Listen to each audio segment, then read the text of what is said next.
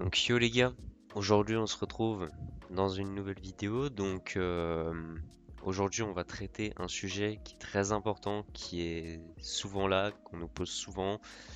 Quelle carte graphique je dois prendre? Alors, aujourd'hui on va traiter plusieurs points.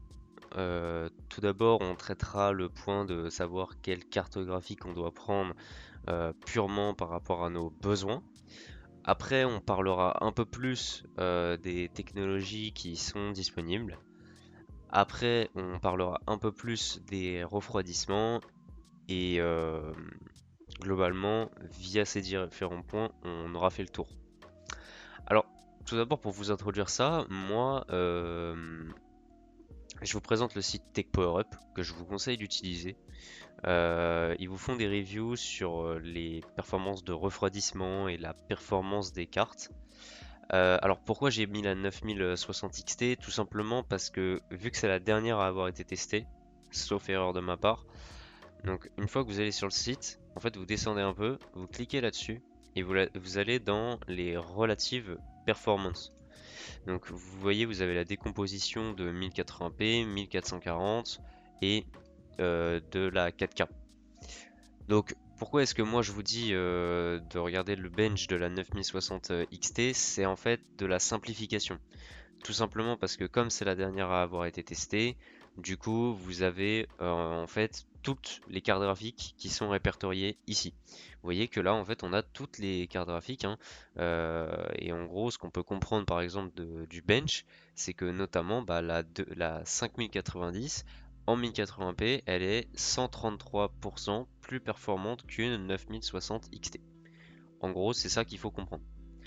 Donc moi je vous ai dit que j'allais vous aider à savoir comment vous orienter vis-à-vis en fait de vos besoins. Une carte graphique, ça va se prendre en fonction de deux choses.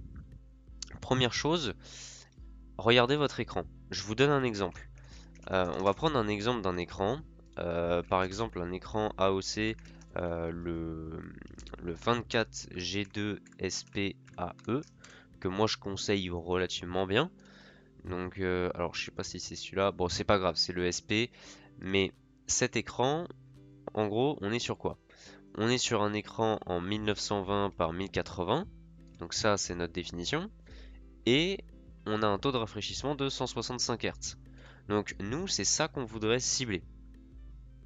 Donc, avec cette cible, moi, ce que je vous invite à faire, soit sur le site directement de TechPowerUp, vous allez dans le Average FPS et vous allez regarder en fait combien vous obtenez avec la carte graphique en question. Alors, faut bien prendre en compte hein, les conditions de test de leur test à eux. Même, je vous encourage à aller voir, comment dire, plutôt jeu par jeu. Parce que bah forcément ça va changer d'un jeu à l'autre et eux ils vous le précisent hein, mais ils vous précisent les paramètres graphiques qu'ils ont mis, quel DirectX ils ont utilisé, quel processeur ils ont utilisé. Là dans le test setup vous voyez qu'on est avec un 9800X 3D donc c'est très haut, donc vous aurez peut-être pas des résultats aussi hauts. Donc, dans l'idéal, si vous voulez avoir des benches, en fait, pour des benches précis, imaginons que bah, vous vouliez prendre une 9060 XT, et bah, je vous encourage à aller sur YouTube et imaginons que vous avez un 7700, et ben vous regardez tout simplement. Ah ouais, bon, c'est peut-être pas le bon choix parce que la 7700, donc par exemple avec un 7500F, et là vous voyez, bah, on trouve des La benches. voix. Et donc moi tout simplement, je vous encourage à aller donc regarder un bench. Vous regardez si ça colle avec ce que vous attendez en termes de performance. Et si ça colle, bon bah la carte, vous pouvez la prendre. Sauf, et ça c'est ce dont on va traiter, les cartes graphiques AMD et Nvidia possèdent chacune leur qualité. Les cartes graphiques AMD sont surtout bonnes au niveau du rapport perf-prix. Pourquoi? Parce que bah, ils mettent moins de marge, ils ont moins de techno à développer, donc les cartes coûtent moins cher et Nvidia veulent garder aussi leur statut entre guillemets dit premium. Donc AMD sinon Bon bah vous installez AMD Adrenaline, vous mettez vos drivers, Nvidia c'est Nvidia App, mais globalement Nvidia possède un ray tracing, donc une simulation de la lumière qui va être légèrement meilleure, même si sur les 9000, AMD a fait vraiment un bel effort au niveau de leur cœur qui gère toute la partie comment dire, toute la partie ray tracing. Alors je me souviens plus exactement le nom des parce que chez Nvidia c'est les RT Core, chez AMD je me souviens plus le nom que ça a, mais en gros c'est l'équivalent AMD. Donc globalement par contre voilà, si vous voulez faire du ray tracing, c'est vrai que là une carte Nvidia peut être un peu plus appropriée. Et bon, moi, mon avis personnel sur le ray tracing, c'est que oui, c'est une belle technologie, mais vous n'allez pas l'activer tout le temps. Ça, faut pas croire, hein, mis à part sur des cartes graphiques très haut de gamme, l'intérêt du ray tracing reste encore assez faible parce que ça fait chuter les performances et au final, on préférera toujours avoir un jeu plutôt en, par exemple, en élevé, mais sans ray tracing, plutôt qu'un jeu en faible mais avec du ray tracing. Voilà. Après, Nvidia possède aussi Nvidia Broadcast et je vais y venir pourquoi, parce que Nvidia Broadcast, bah, ça vous sert notamment pour les streams ou même des enregistrements de vidéos. Ça peut être une application vraiment très pratique et ça, AMD ne le possède pas. Donc ça, c'est quand même quelque chose à savoir. Après, je vais aussi vous préciser quand même que les cartes graphiques AMD sont un peu moins bonnes au niveau des drivers pour des jeux qui sont moins connus, des jeux vraiment plutôt du style Repo, Lethal Company, Restorats, Peak. Alors, dans l'idée, ça va marcher, mais c'est pas impossible que dans les premiers jours de sortie des jeux et tout, vous ayez parfois bah, pas les drivers les plus stables du monde.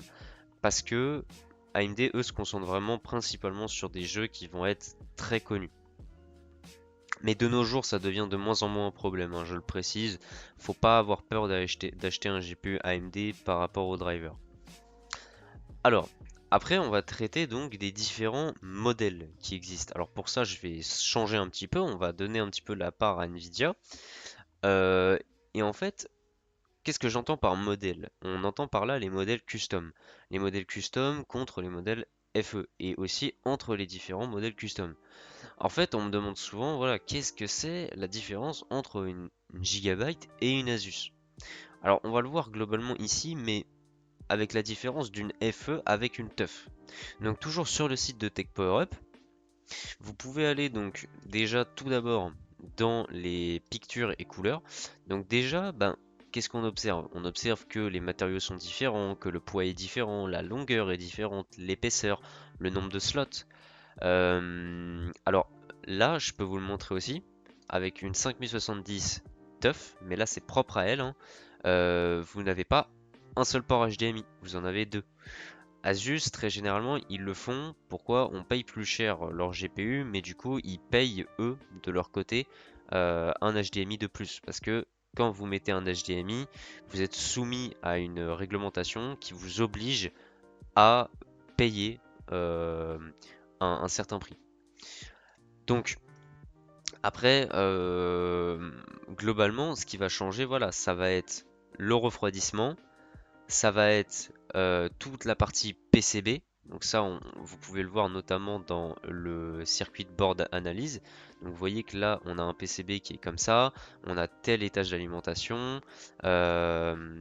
alors que là, vous voyez, le couleur ressemble à ça. C'est un couleur qui est beaucoup plus gros, on a beaucoup plus de caloduc, euh, et en fait, c'est beaucoup plus performant, et on va le voir juste après. Donc là, vous voyez, le PCB ressemble à ça. On a beaucoup plus d'étages d'alimentation. C'est des étages d'alimentation un peu plus premium quand même. Le PCB, en fait, tout va être un peu différent au niveau de la disposition. Donc ça change en fait vraiment entre les différents constructeurs.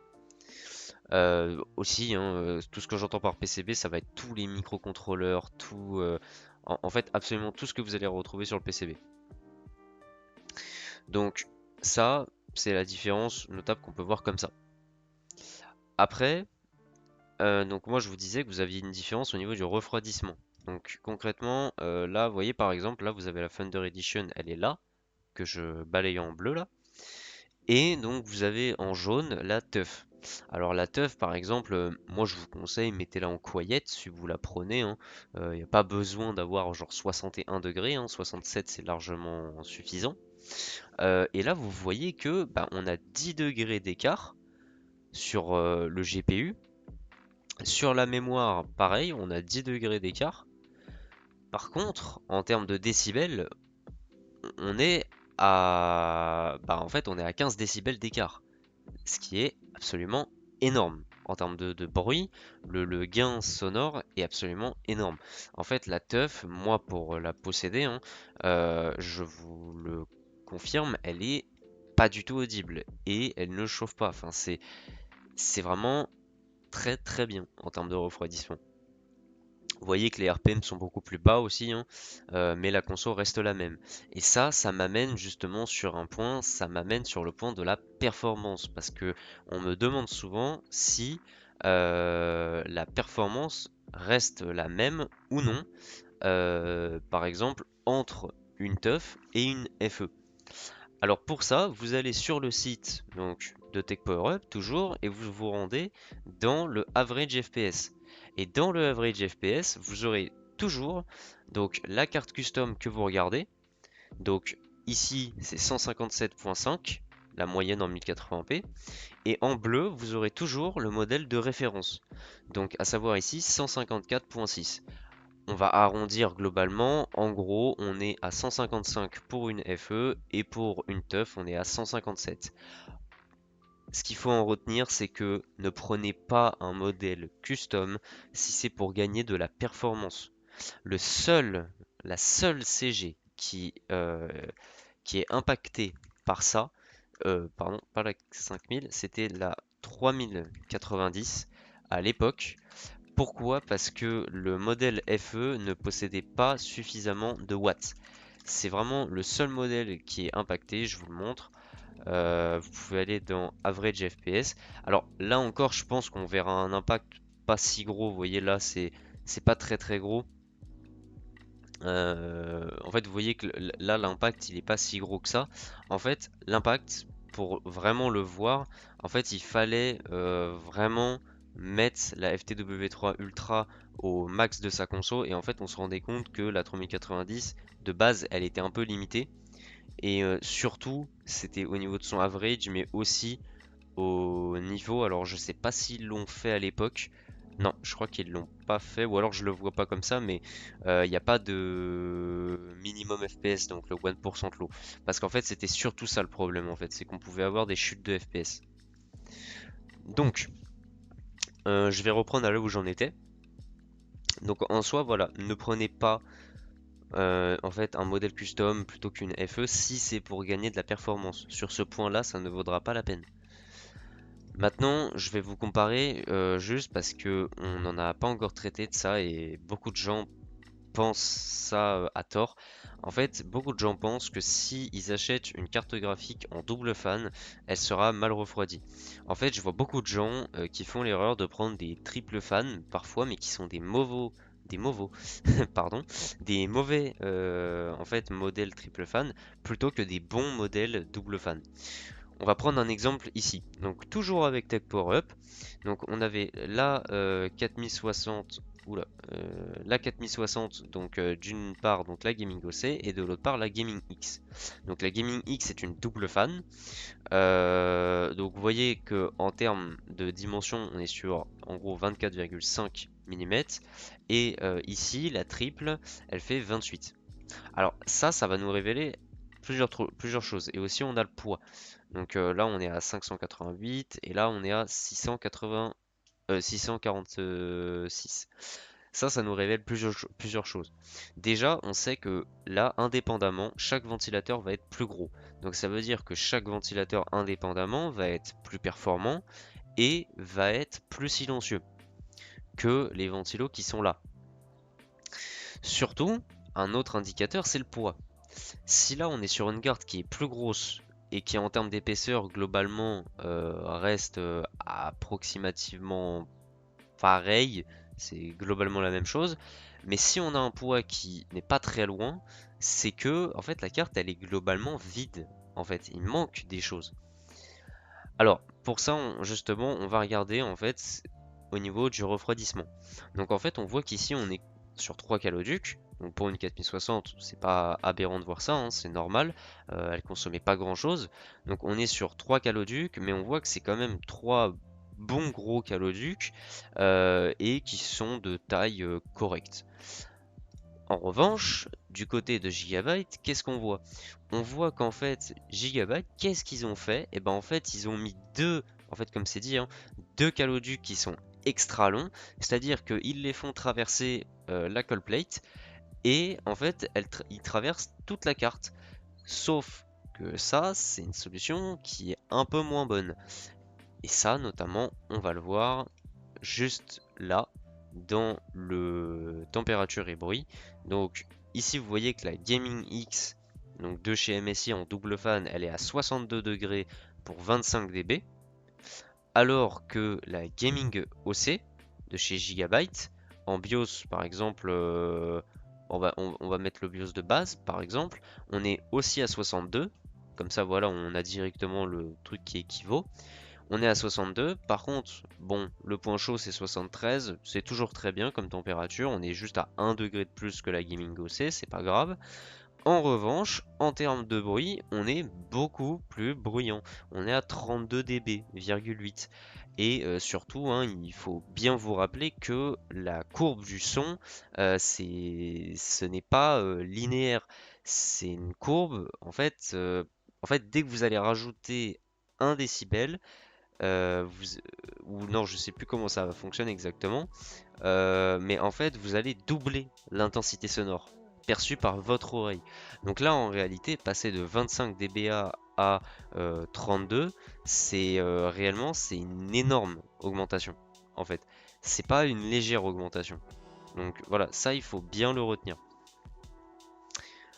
Après, donc moi voilà, je voulais vous montrer aussi comme autre exemple, donc la 4080 Noctua, pour vraiment vous le montrer, hein, qu'une double fan peut être vraiment excellente, voire la meilleure en fait de toutes CG confondues.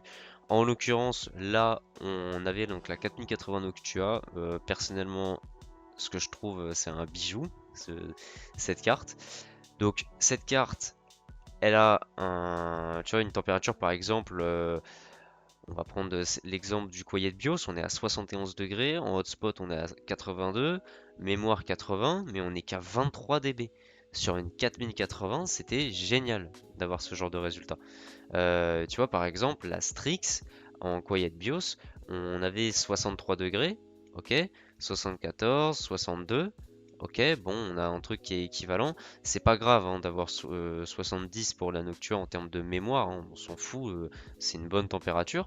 En revanche, la Strix, en étant juste 1 degré plus faible au niveau de sa puce, par contre, on a 2 dB de plus, en fait. Donc, alors que la Strix, hein, c'est une carte qui est très imposante, c'est une carte qui était en triple fan, qui est très bien construite, hein, c'était pas un foirage, hein, mais la Strix avec la MSI Supreme X, c'était des très très bonnes cartes. Et pourtant, la Noctua fait mieux, mais c'est une double fan. Pourquoi? Parce que les ventilateurs, en fait, c'était deux ventilos de 120 mm, donc ça fait beaucoup moins de bruit que des ventilos de 100 mm, par exemple, ou de 110. C'était des ventilos qui étaient excellents, c'est les NFA12X25. Malgré que ce soit pas forcément des ventilos prévus hein, pour de la pression, eh ben, ils ont fait leur preuve sur cette carte graphique. Donc voilà, je clôture cette vidéo sur ça. J'espère que maintenant vous savez choisir votre GPU. J'espère vraiment que ça vous a aidé. En tout cas, voilà, moi je vous laisse sur ça. Ne cessez jamais d'apprendre, vous faites pas avoir par le marketing. Allez, ciao, bye.